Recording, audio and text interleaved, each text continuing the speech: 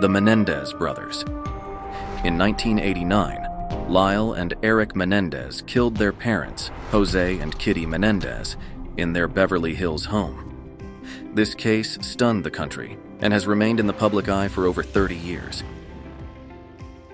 Part 1. The Menendez Family. Jose Menendez was born in 1944 in Havana, Cuba. His family was wealthy, but the Cuban Revolution changed everything. When he was 16, he left Cuba and moved to the U.S., eventually earning a scholarship to Southern Illinois University. It was here that he met Mary Louise "Kitty" Anderson, a former beauty queen with dreams of becoming an actress. The two married in 1963 and moved to New York. Jose's drive and ambition soon led him up the ranks of the entertainment industry. By the 1980s, he had become an executive at Live Entertainment, which brought the family to California. The Menendez family settled in Beverly Hills, where they lived a life of luxury and status. However, according to family and friends, life inside the Menendez home was far from ideal. Jose was known as a demanding and controlling father.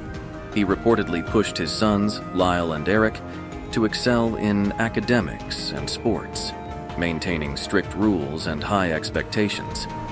Some people close to the family described Jose as a man who valued success above all else. Kitty, on the other hand, was described by friends as sensitive and fragile. She reportedly struggled with depression and turned to alcohol and prescription drugs to cope.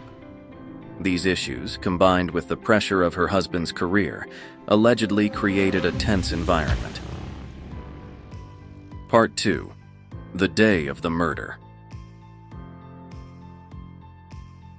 On the night of August 20th, 1989, Lyle and Erik Menendez brutally attacked their parents, Jose and Kitty Menendez, in their Beverly Hills mansion. On the day of the murders, the Menendez family had spent a quiet Sunday together at home. According to Erik and Lyle, tensions within the family had been high, with Jose allegedly enforcing strict control over both sons, who felt increasingly trapped.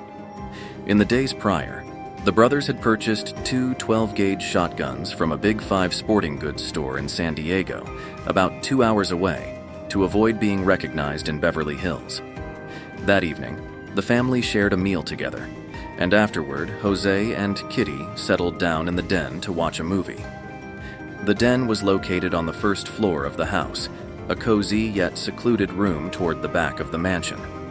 Sometime around 10 p.m., Lyle and Erik entered the den armed with the shotguns they had purchased. Jose was reportedly seated on the couch when Lyle fired the first shot, hitting him in the back of the head. The impact was severe, and forensic experts later noted that the wound was fatal, likely killing him instantly. Kitty, who was sitting beside Jose, attempted to escape when she saw the attack begin. However, Erik fired multiple rounds at her as she fled. Evidence showed that Kitty was struck in the leg and arm, which caused her to fall. After she collapsed, Erik and Lyle reportedly shot her several more times, including a final close-range shot to the face. The extent of the injuries to both Jose and Kitty indicated an act of overkill, with forensic experts suggesting that the brothers' actions went beyond what was necessary to simply kill. Instead, they seemed to vent pent-up rage and hatred. The crime scene in the den was gruesome. When police arrived later that night, they found evidence of multiple gunshots with shell casings scattered around the room and blood spatter covering the walls and furniture. The shotgun wounds left Jose and Kitty's bodies nearly unrecognizable, and the damage to Kitty's face made it clear that the attackers had ensured she would not survive. Police noted that there was no sign of forced entry, leading them to initially believe that the murders were potentially a professional hit or orchestrated by someone close to the family. The positions of the bodies and the close-range nature of the shots also suggested that the killers knew their victims personally. Ballistics analysis later confirmed that two different shotguns had been used, both 12-gauge, matching the type of weapons Lyle and Erik had purchased. After carrying out the murders, Lyle and Erik made a calculated attempt to cover their tracks. They drove to a local movie theater, buying tickets as an alibi to make it appear that they had been out during the time of the murders. After the movie, they returned home and placed a call to 911, with Lyle frantically telling the dispatcher, "Someone killed my parents."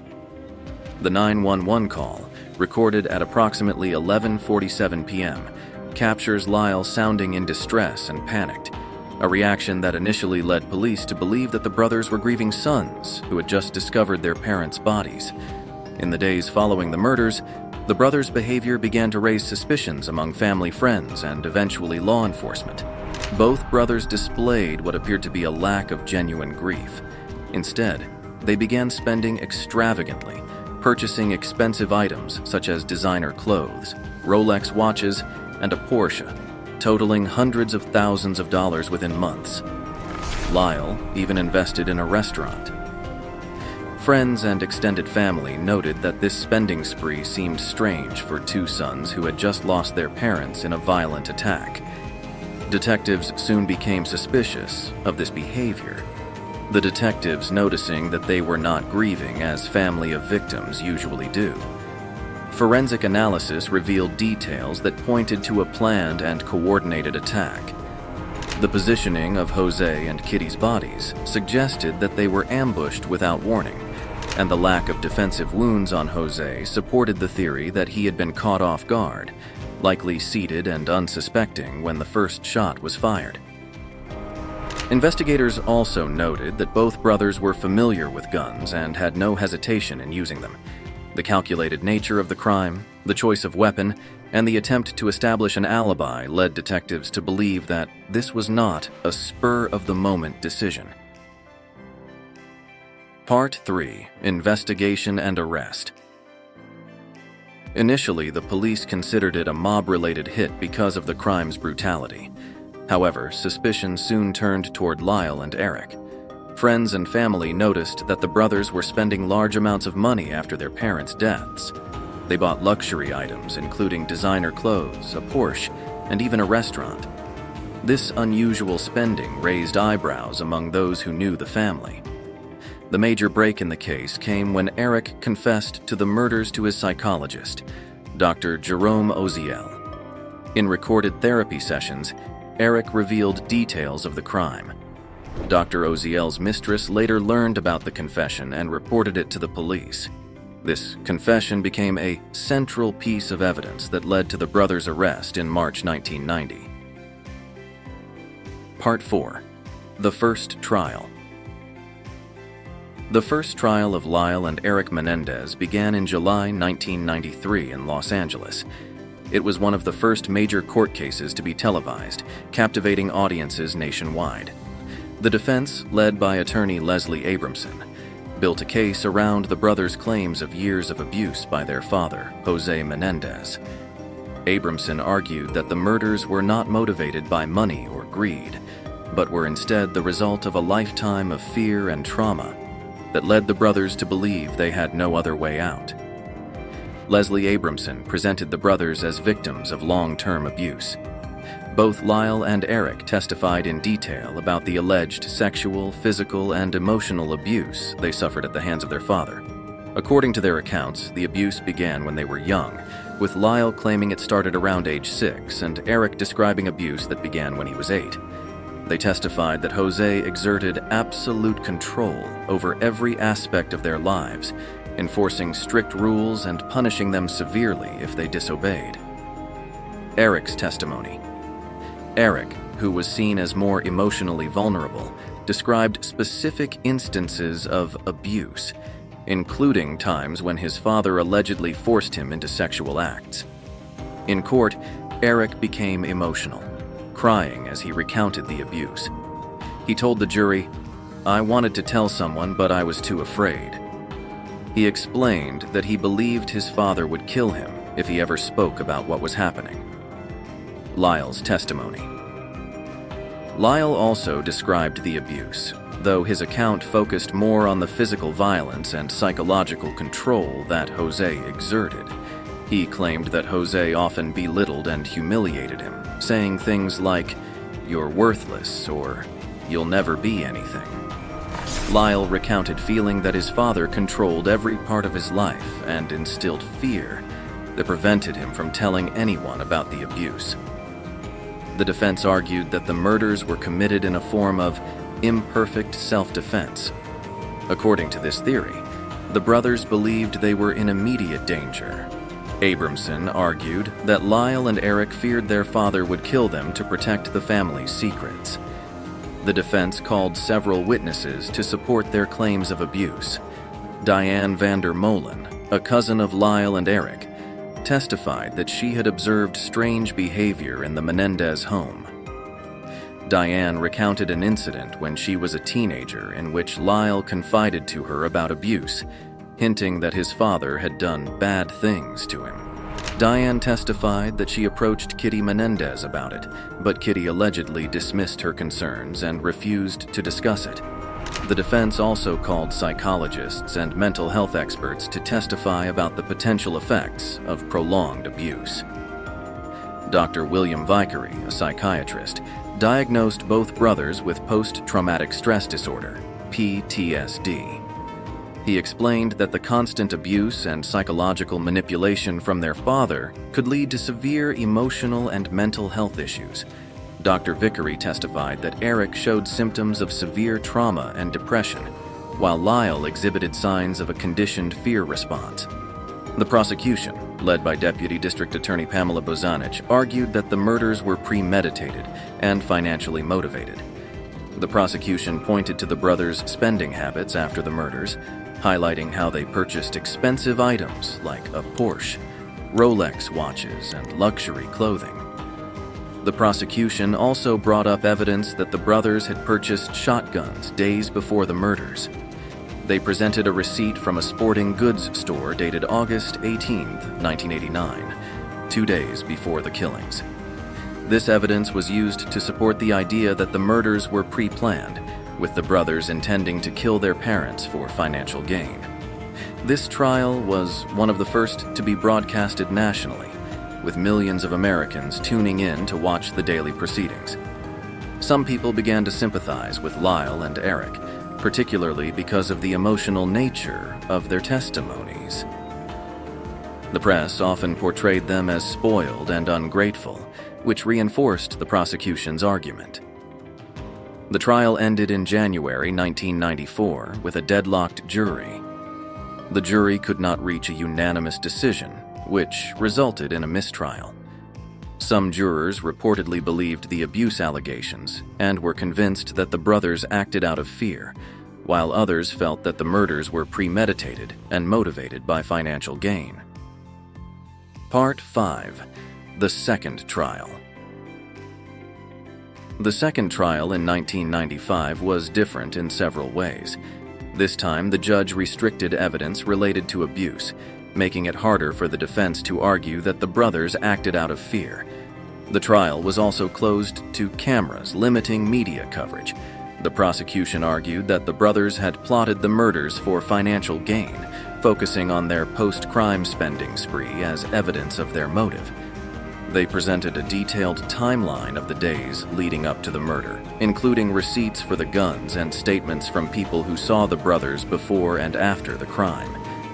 Despite the limitations, the defense continued to argue that the murders were not about money but about escaping a life of abuse.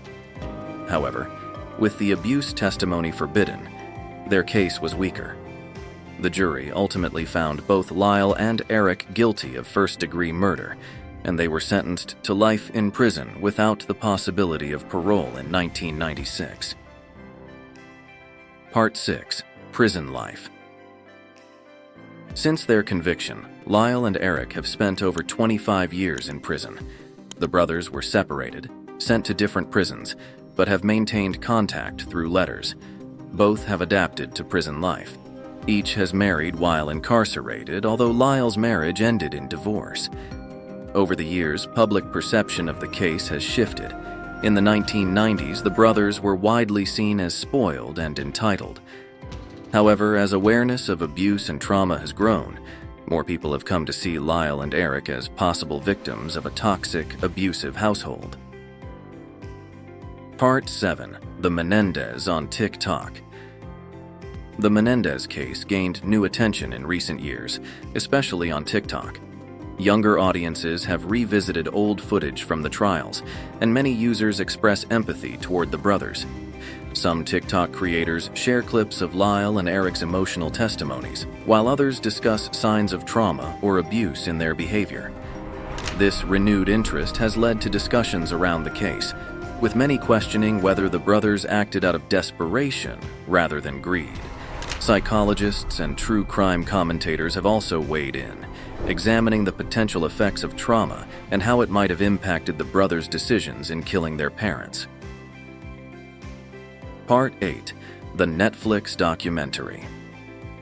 In the recent Netflix series, Lyle and Erik Menendez revisited their story in more detail. The documentary presents new interviews with the brothers, allowing them to share their experiences in their own words. Both Lyle and Erik describe a childhood marked by strict control, psychological manipulation, and fear. Lyle, now in his 50s, describes his father's behavior as absolute control over everything, and says that the family had no way out but to keep quiet. Erik provides a more emotional account, stating, "I was terrified every day." The brothers emphasize that their childhood was deeply traumatic and say that these experiences shaped their actions. The series includes interviews with family members, former friends, and psychologists who discuss the long-term effects of abuse and trauma. Experts interviewed in the documentary suggest that Lyle and Erik may have developed a distorted sense of reality due to years of manipulation and fear. Some psychologists note that this could explain their actions, not as greed-driven, but as a final attempt to escape their father's control. The series also presents insights from the brothers' cousin, Diane Vander Molen, who appeared as a witness during the first trial. Diane described incidents where she suspected that something was wrong in the Menendez household. In the documentary, she revisits her trial testimony, sharing moments that suggested Jose's behavior may have been abusive. The Netflix series also includes analysis from criminal psychologists who examine the brothers' emotional responses, including moments during the trial where they broke down in tears while recounting their abuse. Some experts discuss what they call battered person syndrome, or trauma-induced fear, which can make victims believe that their only option is violence to escape a situation.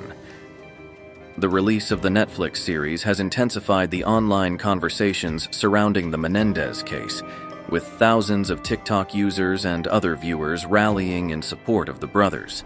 Some fans of the case have even started petitions advocating for a retrial or reevaluation based on the abuse evidence and the new light shed by the documentary.